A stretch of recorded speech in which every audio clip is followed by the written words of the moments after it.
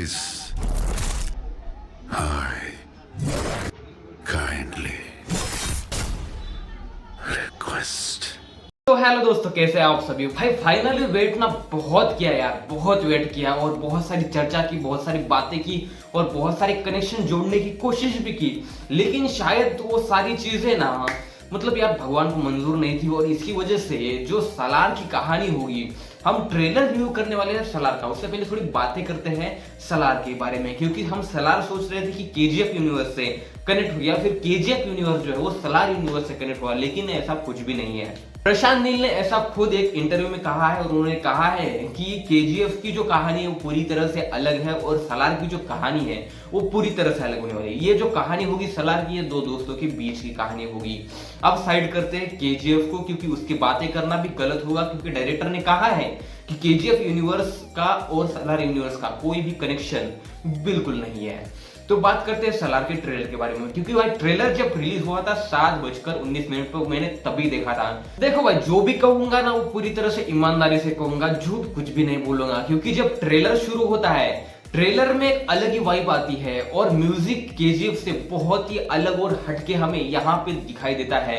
वो जो डायनासोर की आवाज वगैरह उसमें जो गूंजती है, हर एक फ्रेम में बैकग्राउंड स्कोर में जो डायनासोर की आवाज गूंजती है और उसके साथ जो मिक्स म्यूजिक बजता है ना, वो असल में आपके ऊपर ना गूज़बम्प खड़े कर देता है।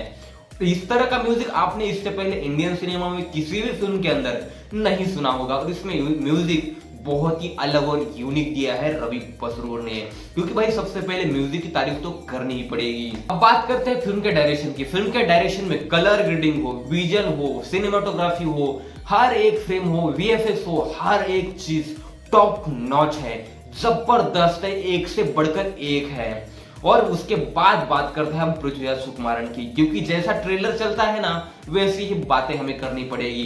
पृथ्वीराज सुकुमारन की एंट्री होती है, मतलब दो दोस्तों की एंट्री होती है पहले, जब उनके बचपन के कुछ सीन्स दिखाए जाते हैं, और उन सीन्स के अंदर जो प्रभास यानी देवा का जो कैरेक्टर है, वो जो वादा करता है वरदराजन से कि जब भी तुझे जरूरत पड़ेगी तब तब मैं तेरे लिए खड़ा रहूंगा, तेरे लिए आऊंगा, तेरे लिए मरूंगा भी और मारूंगा भी, इस तरह की बातें करता है और ट्रेलर आगे बढ़ता है। अब उसके बाद वरदराजन बड़ा हो जाता है, और वरदराजन बड़ा होने के बाद उसका जो बाप है वो कहीं जाने वाला होता है। वो बोलता है कि मैं जब तक जाके आता हूं तब तक वरदराजन को, मैं जब जाके आऊंगा तब वरदराजन को, मेरे बेटे को गद्दी पे बैठाऊंगा। अब मैं गद्दी की बात क्यों कर रहा हूं, क्योंकि यहाँ पे भी बहुत सारे लोग हैं, बहुत रशियन आर्मी है, साइबेरियन आर्मी है, ऐसी बहुत सारी चीजें इस ट्रेलर के अंदर बोली गई है, और वही चीजें मैं आपको बता रहा हूं, क्योंकि वहां पे वो आर्मी भी उस शायद गद्दी के लिए आ रही है, और आर्मी को किसी और पार्टी वालों ने बुलाया है, जो कि गद्दी जिनको हासिल करनी है उन्होंने बुलाया है।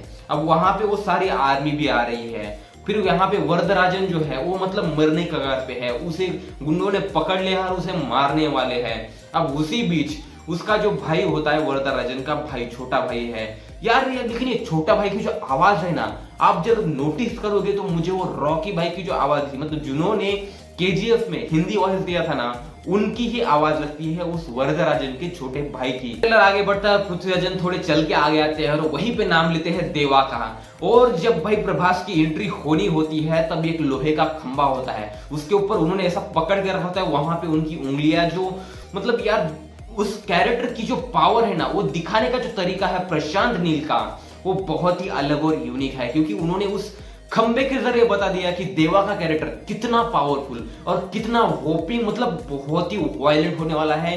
एक तरह से कहा जाए, उन्होंने डायनासोर कह दिया था। भाई दुनिया का सबसे बड़ा जानवर होता है डायनासोर, जो कि हर चीज को निगल लेता है, वो कोई भी चीज हो कोई फर्क नहीं पड़ता है, और वैसा ही कैरेक्टर होने वाला है प्रभास का इस सालार फिल्म के अंदर।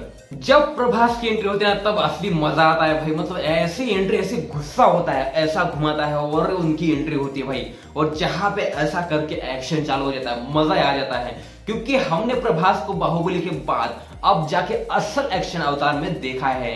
और भाई फिल्म के अंदर बहुत सारे डायलॉग है, वो मैं आपको आगे बताऊंगा। और जब प्रभास की एंट्री होती है उसके बाद जो ब्रूटल एक्शन चालू होता है ना भाई, वो बहुत ही बेहतर था यार, उसको देख के असल में मजा आया।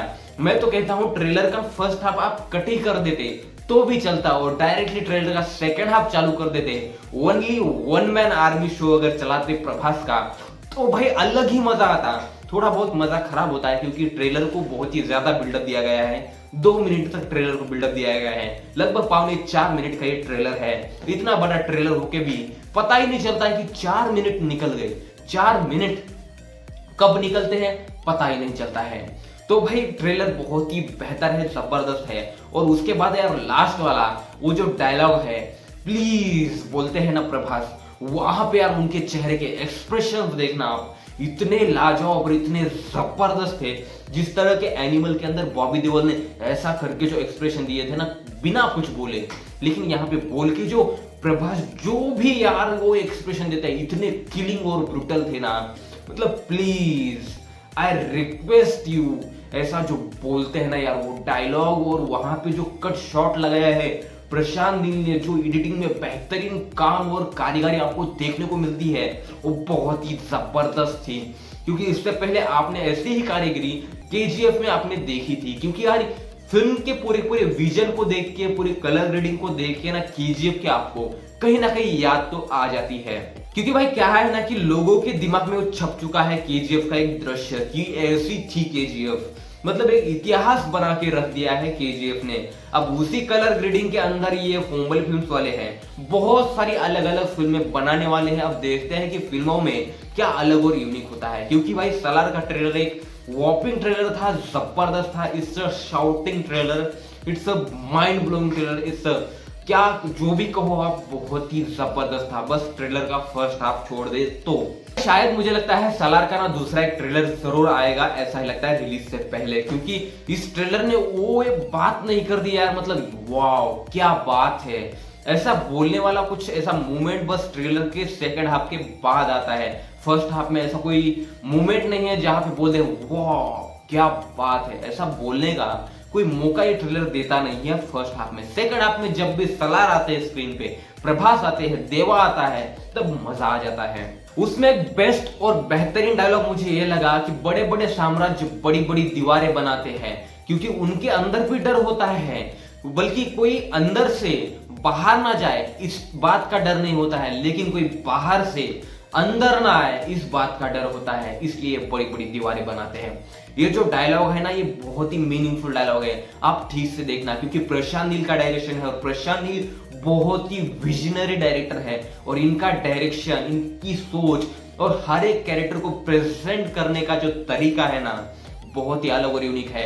इनके फिल्मों के अंदर ऐसे कैरेक्टर होते हैं कि एक बार अगर किसी भी ऑडियंस ने देख लिए तो उनके माइंड में वो छप जाते हैं और वो बहुत दिनों तक वो भुला नहीं पाते हैं। और इस तरह का कैरेक्टर बिल्डअप होता है और कैरेक्टराइजेशन होता है। आप इस ट्रेलर के अंदर हर एक कैरेक्टर परफेक्ट गेटअप में आप देख सकते हो। क्योंकि मुझे तो लगता है यहाँ पे जो प्रभास का कैरेक्टर होगा ना, वो एक अनाथ कैरेक्टर, मतलब उनकी माँ तो है लेकिन बाप नहीं होगा। खुद के दम पे पूरी जिंदगी वो आगे बढ़ता है, आगे चलता जाता है। ऐसा ही कुछ कैरेक्टर होने वाला है प्रभास अन्ना का। ट्रेलर काफी बेहतर था। मैं ट्रेलर को यार अगर स्टार देने की बात करूं तो मैं 3.5 स्टार दूंगा। क्योंकि यार 1.5 स्टार मैं खाली ट्रेलर के फर्स्ट हाफ के लिए काटूंगा, जहां पे डायलॉग बहुत ही ज्यादा बोले जाते हैं और उतना म्यूजिक लाउडली हमें सुनाई नहीं देता जितना कि रवि बसरूर का म्यूजिक लाउडली होता है, क्योंकि उनकी वो पहचान है। ओवरऑल ट्रेलर काफी अच्छा था और इसके जब तक फिल्म रिलीज नहीं होती तब तक कुछ कह नहीं सकते। क्योंकि क्या है कि थोड़ा बहुत विश्वास तो मेरा ही हो गया था। क्योंकि यार राधे श्याम, फिर इसके बाद ये आदि पुरुष आई, फिर उससे पहले जो फिल्म आई थी साहो, उसने भी कुछ ज्यादा कमाई नहीं की थी। क्योंकि प्रभास की लगातार 3 फिल्में हम लगभग फ्लॉप भी कह सकते हो जिस एक्टर ने दी है। उसकी 4थी फिल्म आ रही है एक विजनरी डायरेक्टर के साथ। अब ये फिल्म कैसी होती है और कैसी नहीं, ये देखना इंटरेस्टिंग होगा और हमें ये पता चलेगा 22 दिसंबर को। तो भाई लोग, आपने ट्रेलर देखा कि नहीं, हमें कमेंट बॉक्स में जरूर बताना। अगर आपको वीडियो पसंद आए इस वीडियो को लाइक करो, शेयर करो, कमेंट करो। आपके अपने बालाजी फिल्म चैनल को सब्सक्राइब करना बिल्कुल मत भूलो, प्लीज यार सब्सक्राइब कर दो। तो मिलते हैं किसी ऐसे ही सलार के इंटरेस्टिंग नेक्स्ट अपडेट में। तब तक के लिए लेता हूं मैं take care, see you soon, bye bye.